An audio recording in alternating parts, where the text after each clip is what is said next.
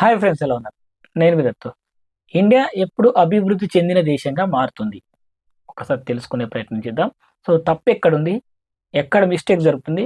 So, మన India జనాభా ఎంత? సో, మన దేశంలో మరి ఏం చేస్తే ఇండియా డెవలప్ అయినటువంటి కంట్రీగా మారుతుంది? తెలుసుకునే ప్రయత్నం చేద్దాం. ఫస్ట్ ఆఫ్ ఆల్ మన ఛానల్‌ని సబ్స్క్రైబ్ జేసుకోండి. సో, మీరు గనక మన ఛానల్‌లో ఉన్న కంటెంట్ నచ్చితే సబ్స్క్రైబ్ చేసుకొని మీ ఫ్రెండ్స్‌కి కూడా షేర్ చేయండి. సో, ఫస్ట్ ఆఫ్ ఆల్ మనం గమనించాల్సిన అంశాలేంటంటే, మన భారతదేశ జనాభా ఎంత? సుమారు 140,00,00,000. అప్రాక్సిమేట్‌లీ ఒకటి అటో ఇటో 140,00,00,000 జనాభా ఉంది. కానీ మన దేశంలో మరి ఎంత ఎంతమంది టాక్స్ కడుతున్నారు తెలుసా? కేవలం ఒక 3-4 కోట్ల మంది మాత్రమే.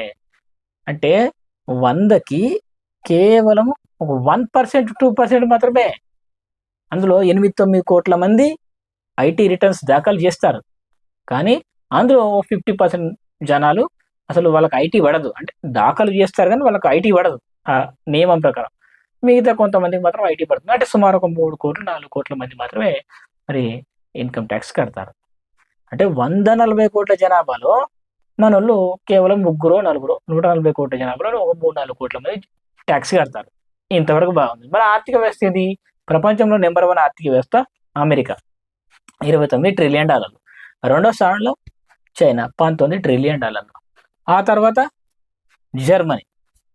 జర్మనీ 4.12 అట్లా ఆ రేంజ్‌లో ఉంది. తర్వాత జపాన్ ఉండే జపాన్‌ని వెనక్కి నెట్టి మన ఇండియా ముందుకొచ్చింది. తర్వాత నాలుగో ఆర్థిక వ్యవస్థ. అయితే జపాన్‌ని వెనకకి నెట్టి మనం ముందుకొచ్చినాం గదా! నెక్స్ట్ ఇంకో 2 ఏళ్లలో మనము జర్మనీని గూడా ఓహ్, వెనక్కి నెట్టి మనం కొంచెం ముందుకొస్తాం. థర్డ్ పొజిషన్‌లోకొస్తుంది. మరి ఇక్కడ మనం గమనించాల్సిన విషయం ఏందంటే, జర్మనీ దేశ జనాభా 5-6 కోట్లుంటది. భారతదేశ జనాభా 140 కోట్లు ఉంటది. Germany $4 trillion economy. ఇండియా కూడా $4 trillion economy. $4 trillion per capita పరంగా తీసుకుంటే జర్మనీకి ఎంతొస్తది? 140 కోట్ల జనాభాకు ఎంత రావాల? మరి ఈ రకంగా తీసుకుంటే మన భారతదేశం డెవలప్ అయినట్టా? ఇదొక లాజిక్ ఆలోచించండి. అమెరికాలో సరే కొన్ని దేశాలున్నాయి. Europe countries Sweden, Norway, Finland, Belgium ఇలాంటి దేశాల్లో 80-90% జనాలు టాక్స్ కడతారు. టాక్స్ కడతారు. ఈవెన్ అమెరికాలో కూడా 60% టాక్స్ కడతారు. 50-60 మధ్య. ఇది నేను చెప్పింది కాదు. మీరు గూగుల్‌లో కూడా సెర్చ్ చేసుకోండి. ప్రపంచంలో చాలా దేశాలు 50-60% జనాలు టాక్స్ కడతారు. ఒక్క మన భారతదేశంలోనే టాక్స్ కట్టరు. ఎందుకు టాక్స్ కట్టరంటే వీలైనంత తొందరగా, వీలైనంత మట్టుకు ఎక్కువగా టాక్స్ ఎగ్గొట్టడానికే ట్రై చేస్తారు. ఎంత తక్కువ పడితే బాగుంటది. ఎగ్గొట్టడానికి ఎలాంటి మార్గాలున్నాయి. ఇలాంటి ట్రిక్ ఫాలో అవుతారు. మరి దేశాల మధ్య యుద్ధాలు జరిగేటప్పుడు మనోళ్ళు ఏం చేస్తారు తెలుసా అందరూ? మన భారతదేశం మంచి మంచి ఆయుధాలు కొనుక్కోవాలి. మన దేశం డెవలప్ అవ్వాలి. రోడ్లుండాలి. ఇన్‌ఫ్రాస్ట్రక్చర్స్ ఉండాలి. అమెరికాలో వాట్సాప్ వచ్చింది. జీపీటీ కనుక్కున్నారు. మెటా ఉంది. సో, ఎన్విడియా ఉంది. ఇలాంటి గొప్ప గొప్పవున్నాయి. అమెరికాలో విమానాలు తయారు చేస్తారు. యుద్ధ విమానాలు తయారు చేస్తారు. మనం మాత్రం కేవలం వేరే వాళ్ళు తయారు చేస్తే మనం కొనుక్కుంటాము. సో, మన ఇండియాకి అంత సీన్ లేదని కొంతమంది దేశభక్తులు మాట్లాడతారు. వాస్తవం చెప్పాలంటే చిన్న లాజిక్ ఆలోచించండి. 140 కోట్ల మంది జనాలున్నారు.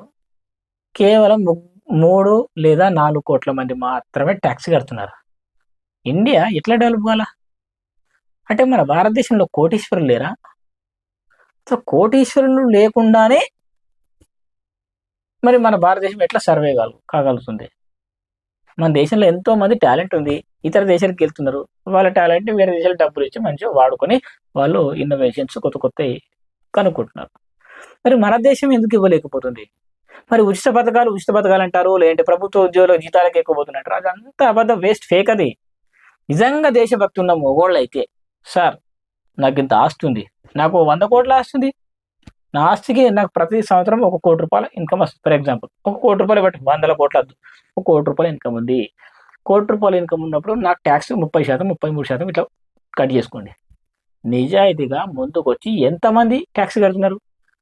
అంటే మన దేశంలో కోటీశ్వరులే లేరా? అంటే ఒక సర్వే ప్రకారం భారతదేశంలో సంవత్సరానికి కోటి ఆదాయం కలిగినటువంటి వాళ్ళు ఎంతమంది ఉన్నారు? ఒక రిపోర్ట్ ప్రకారం కేవలం 4,68,000 మంది మాత్రమే కోటి రూపాయలు సంపాదిస్తున్నారట. 140 కోట్ల మంది జనాభాలో 1 కోటి మంది జనాలు కూడా సంవత్సరానికి ₹1,00,00,000 ఆదాయం సంపాదిస్తలేరట. ఇది ఎక్కడ విచిత్రం? ఎవరు నమ్ముతారా? అదే చైనాలో 12-15% మంది జనాలు ట్యాక్స్ కడితేనే 19 అంటే జనాభా ఎక్కువ ఉండడం వల్ల $19 ట్రిలియన్ ఎకానమీ ఉంది వాళ్ళది. మన భారతదేశంలో కూడా జనాలు నిజాయితీగా ట్యాక్స్ కడితే, ఆ ట్యాక్స్ కనుక విలువ ఉంటే అప్పుడు మన భారతదేశ ఎకానమీ అంటే ప్రభుత్వాల దగ్గర డబ్బులు ఉంటాయి. ఆ ఉన్న డబ్బుల్ని ఇన్నోవేషన్స్‌కి, రోడ్లు ఖర్చు పెట్టడానికి, రోడ్లు కట్టించడానికి, బ్రిడ్జ్‌లు కట్టడానికి, కొత్త కొత్త టెక్నాలజీని మరి ఇన్నోవేషన్ మీద ఖర్చు పెట్టడానికి, పెట్టుబడులు పెట్టడానికి ఉపయోగపడతాయి. కానీ అలా చేయరు. ఒకవేళ ఉన్నా మన రాజకీయ నాయకులు ఇప్పుడు ఇంతమంది ఉన్నారు. ఎమ్మెల్యేలు ఉన్నారు, ఎంపీలు ఉన్నారు, బిజినెస్ మ్యాగ్నెట్స్ ఎంతోమంది అందరూ ఉన్నారు. పొలిటీషియన్స్ ఉన్నారు, బిజినెస్ చేసేవాళ్ళు ఉన్నారు. ఎంతమంది రియల్‌గా ట్యాక్స్ కడుతున్నారు. హయ్యర్ అథారిటీ, హయ్యర్ అఫీషియల్స్ ఎవరైతే ఉంటారో వాళ్ళే కడతారు. ప్రభుత్వ ఎంప్లాయీస్ అండ్ కార్పొరేట్ ఎంప్లాయీస్ మాత్రమే ట్యాక్స్ కడతారు. ఎందుకంటే వాళ్ళు తప్పది. వాళ్ళ జీతం రాగానే ఎంత వస్తుందో వాళ్ళకి తెలిసిపోతుంది కాబట్టి కటింగ్ చేస్తారు ఆటోమేటిక్‌గా. కానీ ఎంతమంది తెలుసా? కొన్ని కోట్ల మంది ఉన్నారు. భారతదేశంలో గనుక ఒక 10% 140 కోట్ల మందిలో అట్‌లీస్ట్ ఒక 14 కోట్ల మంది గనక ట్యాక్స్ కడితే మన భారతదేశము మొదటి ఎకానమీగా మారబోతుంది. ఇంకొక 5 ఏళ్లలో అట్లా మారుతది.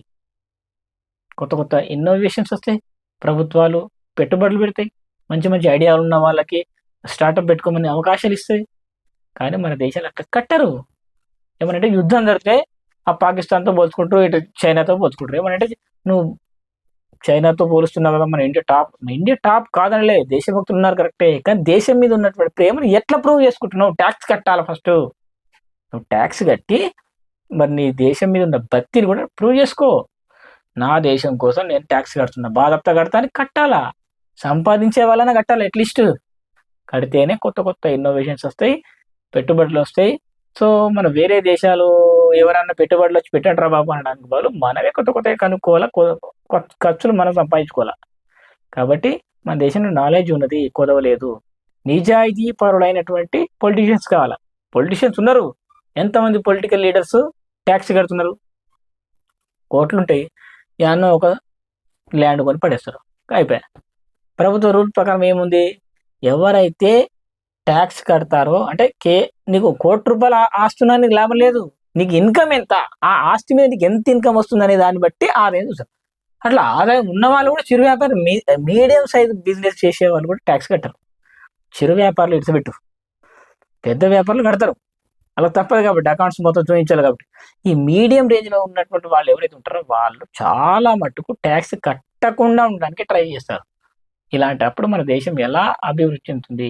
చిన్న చిన్న దేశాలు ఐరన్ డోమ్ కట్టుకుంటున్నాయి, మంచి మంచి డిఫెన్స్ వ్యవస్థలు ఉన్నాయి, అయినా సరే అంత పవర్ఫుల్ ఎట్లా ఎదుగుతున్నాయి అంటే ఇది మన దేశం మీద ప్రేమ ఉండడమే కాదు, ప్రూవ్ చేసుకోవాలి. అప్పుడే మన దేశం డెవలప్ అవుతుంది. అప్పటి వరకు కేవలం మాటలు చెప్పినప్పుడు మాత్రం మన ఇండియా డెవలప్ అవ్వదు, చేతల్లో నువ్వు చూపిస్తేనే డెవలప్ అవుతుంది.